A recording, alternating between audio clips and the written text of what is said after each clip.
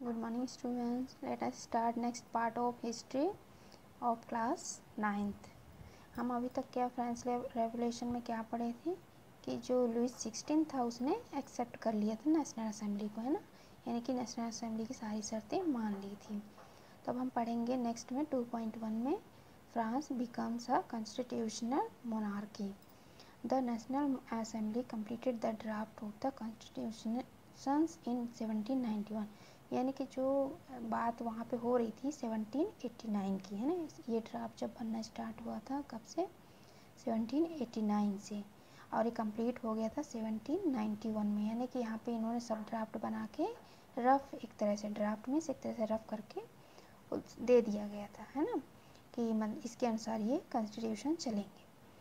फिर it's main object was, इसका main मकसद क्या था कि हमने जो मोनार्की है, यानी जो मोनार्की में जो राजा हैं, राजा रजवाड़े या किंग, इस तरह के लोग हैं ना, तो इन लोगों के जो पावर, इनकी पावर को लिमिट करना था, इनका एक यही मकसद था।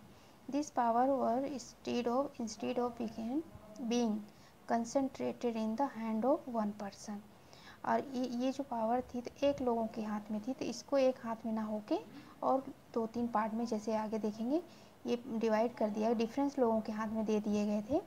और ये फर्स्ट था लेजिस्लेटर, एग्जीक्यूटिव एंड जुडिशरी, है ना। This made France a constitutional monarchy. इसको कॉन्स्टिट्यूशनल मोनार्की के नाम से फिर जाने लोग मतलब जानते हैं, है ना। क्यों इसके साथ कॉन्स्टिट्यूशनल ऐड किया गया, मोनार्की तो था ही, मतलब राजा का उस समय भी राज था, लेकिन इसमें कॉन्स्टिट्यूशनल के अकॉर्डिंग हो गया, इसलिए इसके साथ एक कॉन्स्टिट्यूशनल वर्ड ऐड किया गया। अब हम थोड़ा सा इस ड्राफ्ट को देखेंगे, है ना। इसमें मेन क्या बताया, ये तो हमने जो डिवाइड अभी हुए हैं, तीनों के जो अधिकार थे 3 पार्ट में डिवाइड कर दिए गए हैं, जो मोनार्की के हाथ में ना होके तीनों के हाथ में दे दिया गया। लेकिन ये अधिकार कैसे मिलते हैं वो हम यहाँ नीचे ड्राइंग में देखेंगे कि एक एक्टिव सिटीजन कहलाते इसमें से, एक पैसिव सिटीजन, और इसके अकॉर्डिंग ये लोग डिसाइड करते थे कि हमने ये कैसे सेलेक्ट, मतलब तो वोट के थ्रू ये डिसीजन होता था कि किस में, मतलब कैसे हमने इनको चूज़ करने मेंबर्स, है ना। तो इसमें पहले हम एक्टिव सिटीजन और पैसिव सिटीजन के बारे में बात करते हैं। एक्टिव सिटीजन वो सिटीजन होते थे जो ज़्यादा से ज़्यादा टैक्स जमा कर सकते थे, है ना, जिनके पास मतलब ज़्यादा जमा कर सकते थे, तो उनको ही हम लोग एक्टिव सिटीजन में लेते थे। और ये कितने थे, 28 मिलियन थे, इतने मतलब लोग थे इस कैटेगरी में। इसके बाद हम पैसिव सिटीजन में चलते हैं। पैसिव सिटीजन में उन लोगों को लिया जाता था, मतलब इन लोगों में से एक्टिव सिटीजन थे, इन्हीं बस को वोट देने का हक था, और जो पैसिव सिटीजन इनको कोई हक नहीं दिया जाता था। और जो एक्टिव सिटीजन होते थे, अमीर, मान लो कि ये मतलब ज़्यादा से ज़्यादा जितना ज़्यादा टैक्स जमा कर सकते उनको ही ज़्यादा रिच पर्सन में से माना जाता था, और जो टैक्स जमा किया वही इसके हकदार हैं, वोटिंग के हकदार हैं। और जो पैसिव सिटीजन है, इनमें से वो लोग होते थे जो यंग बच्चे होते थे, वुमेन्स होते थे, चिल्ड्रन होते थे, है ना, यानी कि 25 साल के नीचे होते थे उनकी एज। इन लोगों को मतलब कि कोई अधिकार नहीं होता था कि ये वोटिंग दें। और ये लोग कितने थे, 3 मिलियन मैन थे, यानी इनमें 3 मिलियन यानी 30 लाख के करीब, है ना। इतने लोग इसमें पैसिव सिटीजन में आते थे। और इसमें लेबर लोग भी थे जिनके पास जिन मतलब ज़्यादा टैक्सेस नहीं पे कर सकते थे, वो लोग भी थे इनमें, है ना। और फिर क्या होता था, ये देखिए, द कॉन्स्टिट्यूशंस ऑफ 1791। अब यहाँ पे क्या हुआ, सारी पावर किसके पास आ गए, इनकी नेशनल असेंबली के पास। जो कैसे होता था, ये इनडायरेक्टली इलेक्ट होती थी। इनडायरेक्टली इलेक्ट मतलब कि जैसे अभी मैंने बताया कि कैसे ये वोटिंग होती थी। ये लोग क्या करते थे, जो एक्टिव सिटीजन होते थे, सारे वोट होते थे इनके, और मान लो कि ये एक्टिव इलेक्ट हुए हैं 50,000 मैंस, है ना, वोट के थ्रू ये इलेक्ट हुए हैं। और फिर ये लोग क्या करते थे, नेशनल असेंबली चूज़ करते थे, यानी कि यहाँ पे 745 के करीब मतलब कि मेंबर्स हैं, तो इतने मतलब मेंबर 745 चूज़ कौन करता था, ये 50,000 लोग जो यहाँ पे चूज़ हुए हैं, किसके थ्रू ये चूज़ हुए, एक्टिव सिटीजन के थ्रू हुए, है ना, वोटिंग के थ्रू हुए, तो इसे डायरेक्टली कहा जाता। और फिर ये मेंबर जो नेशनल असेंबली होते थे, इनमें से कौन होते थे, मिनिस्टर होते थे, किंग्स होते थे, और इन्हीं में से जुडिशरी भी होते थे, है ना, जुडिशरी का ये वाले लोग भी होते थे। तो इस तरह से यहाँ पे चूज होता था। डस यहाँ पे that is citizens vote for a group of electors who in turn chose the assembly. ये वोट देते थे और असेंबली मतलब ये कौन से लोग होते हैं जो असेंबली द्वारा चूज़ किए हुए लोग होते हैं। Not all citizen however had the right to vote.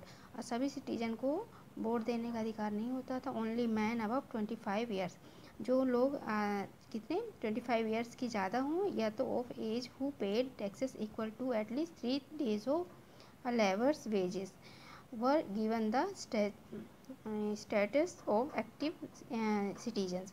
मतलब ये कि यहाँ पे उन लोग या तो 25 साल के नीचे जो ज़्यादा हों उनको दिया वो दे सकते हैं वोट, लेकिन वो उनमें से वो लोग होते थे जो 3 days ऑफ लेबर्स मीन्स 3 दिन, मतलब एक मजदूर 3 दिन में जितनी कमाई करता है उतना टैक्सेस अगर एक इंसान देने की काबिलियत रखता है तो वो वोट देने की यानी कि एक्टिव सिटीजन में आ जाता है। और एक्टिव सिटीजन वो होते हैं जो वोट देने के राइट्स पा जाते हैं ना।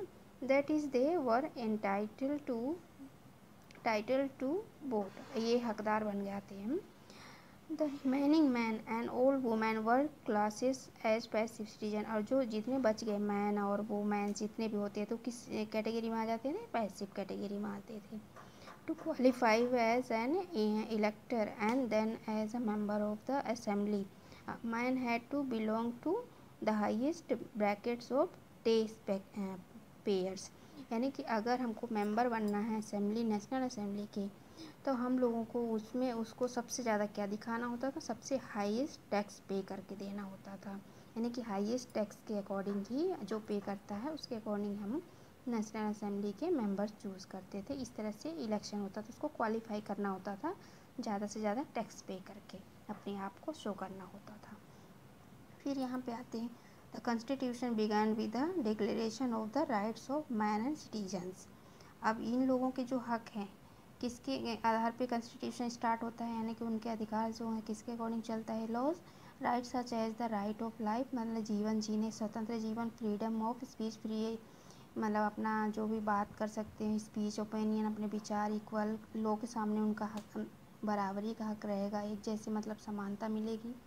Establish the nature and enable rights, और उनमें जो था मतलब कि जन्म से माना, नेचर मतलब जन्म से माना जाएगा उनका ये अधिकार है ना। ऐसा नहीं मतलब कि वो सब हटा दिए गए थे जो पहले। अब इस असेंबली को मतलब एक जैसे मतलब कि आप अपने विचार बता सकते हो, बात कर सकते हो, अपनी आज़ादी से कोई भी बात कर सकते हो, अपनी लाइफ में राइट्स हैं आपको अपने जो भी अपने अकॉर्डिंग ले सकते हो। और ये मतलब कि पहले से इनका कोई डिसाइड नहीं होता कि आपके इक्वल लोग मतलब कानून के सामने आपका बराबरी का को कोई ये नहीं बता सकता कि मतलब कि कब से, ये जन्म से ही है। ये ऐसा कुछ नहीं कि आप अपने जो जिससे राजा का बेटा राजा या इस तरह के कोई कानून नहीं है, सब ख़त्म हो गए। तो they belong to each human beings by birth, हाँ यानी कि जन्म से, and could not be taken away, और किसी को मतलब ये नहीं है कि कोई भी इसको इस अधिकार को छीन नहीं सकता।